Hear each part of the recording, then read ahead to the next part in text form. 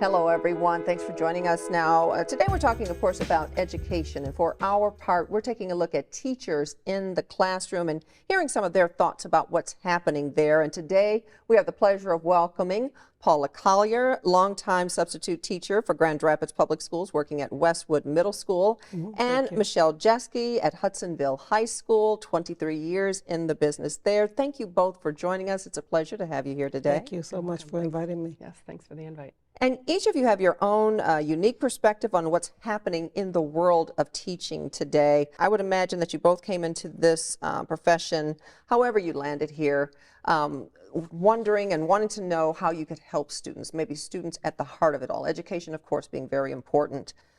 You wanted to help the community's children? We'll start with you, Michelle.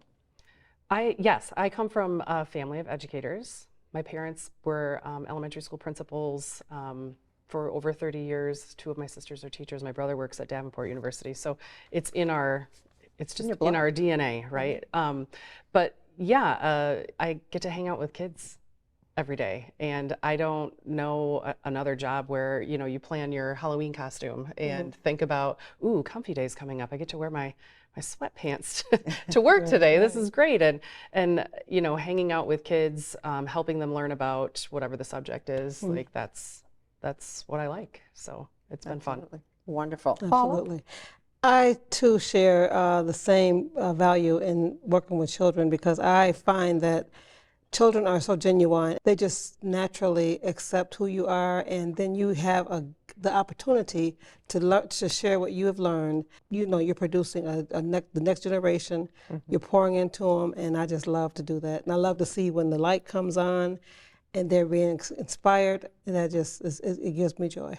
I bet there's nothing like that, to see that light bulb moment for the for the children. So earlier in our show, Kylie Ambu talked about some of the statistics, classrooms in America battling a shortage of educators. What's at the heart, in your opinion, of the shortage? Is it a lack of pay? There was COVID, crowded classrooms, parental support.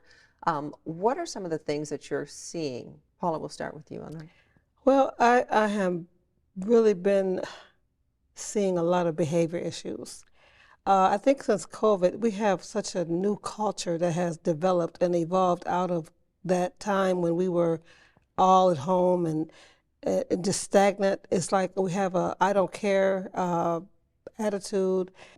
Sometimes it gets hostile in the classroom, and kids are unable to read. Teachers just feel like, am I making an impact? I do that daily. I ask myself that question because I have students, we're doing everything from CVC words and sight words, and I even play bingo with words and alphabet, just trying to explore different ways to teach them these words and how to recognize.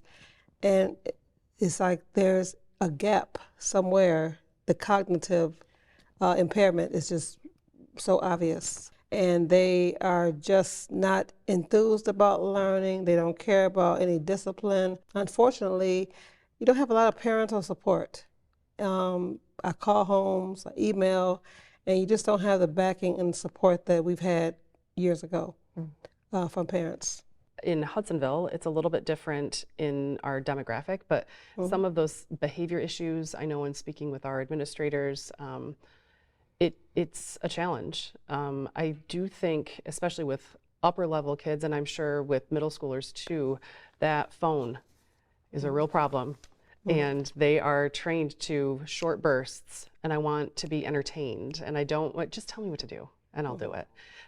Instead of, but what do you think about this? Yes. But I also know that you know, this has been a hard time since COVID for everyone to recover from that. We did have a lot of isolation, and we do have mental health stressors, and the economy is good for some, but not every family. We are facing some of those similar issues of you call home and mom and dad are working, or it's just mom, or I wasn't at school because I was taking care of my grandma who has dementia. When I'm feeling burnout, it's a lot of you know, all of the mental work that we're doing every day, the decisions that have to be made on the fly for 30 kids at a time or more, all day long, it's a lot. And then, you know, to be asked to, could you please be at this meeting, and could you be on this committee, and we have this that's going to be happening, and we need you to fill out this paperwork for that. We're asked to do a lot without a whole lot of support, and that's not the fault of anyone. Our administrators are lacking support. Our superintendents are lacking support. Our parents are lacking support. I don't know if maybe COVID made us all go back to our home bases, and then we've forgotten that we need to, as a community, come together and help uplift each other. I mean, because what are we going to do if we fall off and don't have the teachers? I mean, they have retention programs where they're trying to bring teachers in, as we mentioned. But what do you see as the future then for gaining more people interested in becoming teachers for this generation and beyond? What I would like to see is more involvement with the community. I would like to see the community engage with the students' academic programs outside of the school building into maybe a classroom, or working as a protege with someone to tag along and learn what the skill is, expose them to the industry.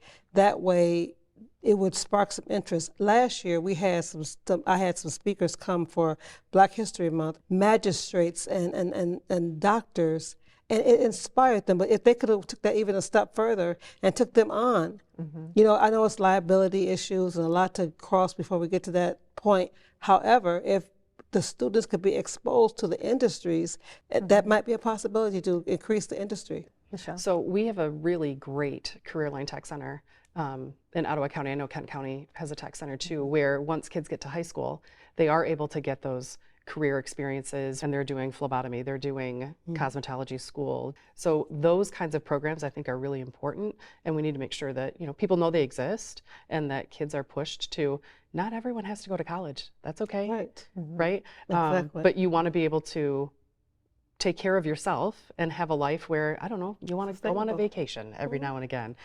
But I think for getting kids to want to be teachers, kids are still doing that. It just, I think when you get into it, it's that year 1, 2, 3, when you realize, whoa, this is really hard. A colleague sent me a TikTok last night of a girl who was just crying about, I have to work 9 to 5. This is really hard. When am I supposed to have friends?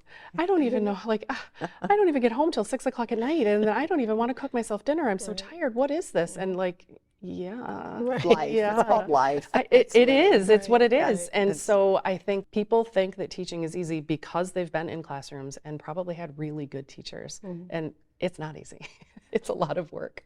We're almost out of time, so, and I hate because I want to continue the conversation, but so each of you tell me, moving forward in the future, the world of education and being able to help teachers be the best that they can be, because you do need that support. That's key. Looking at the demographics, which are very different from Hudsonville to GRPS, to create sustainability, I believe you have to really zoom in on the family, because the family is so broken since COVID. There's so many broken areas in the families.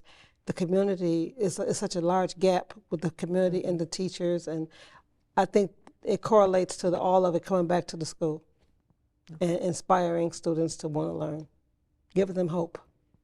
Absolutely hope there.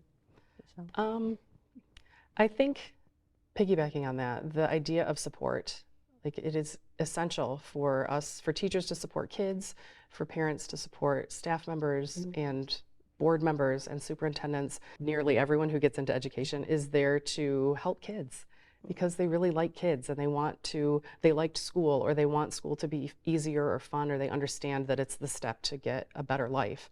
And I think if people could remember that we're not out here indoctrinating anyone, and if we were, it would be to bring your pencil every day. I wouldn't have to, you probably wouldn't have to say to middle schoolers, would you please shower and put on deodorant, because whoa, right?